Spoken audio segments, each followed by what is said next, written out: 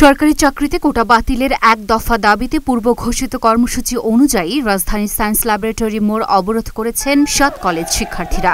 বুধবার সকাল 10:30টায় ঢাকা কলেজের সামনে থেকে মিছিল নিয়ে ২ শতাধিক শিক্ষার্থী সায়েন্স ল্যাব মোড়ে অবরোধ করেন। এর ফলে এই এলাকার সবগুলো প্রধান ও শাখা সড়ক বন্ধ হয়ে গেছে, তৈরি হয়েছে যানজট।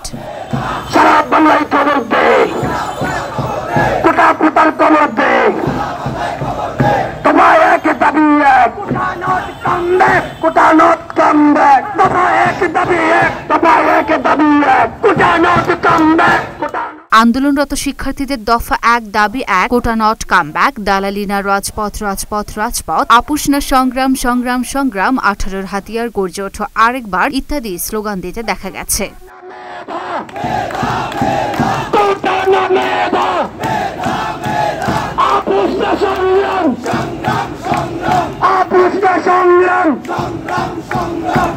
অপরদিকে সরকারি চাকরির প্রথম ও দ্বিতীয় শ্রেণীতে মুক্তিযোদ্ধা কোটা পদ্ধতি বাতিলের সিদ্ধান্ত অবৈধ ঘোষণা করে হাইকোর্টের দেয়া রায় স্থগিত চেয়ে ২ আবেদনের শুনানি একসঙ্গে আজ বেলা 11:30টায় অনুষ্ঠিত হওয়ার কথা রয়েছে।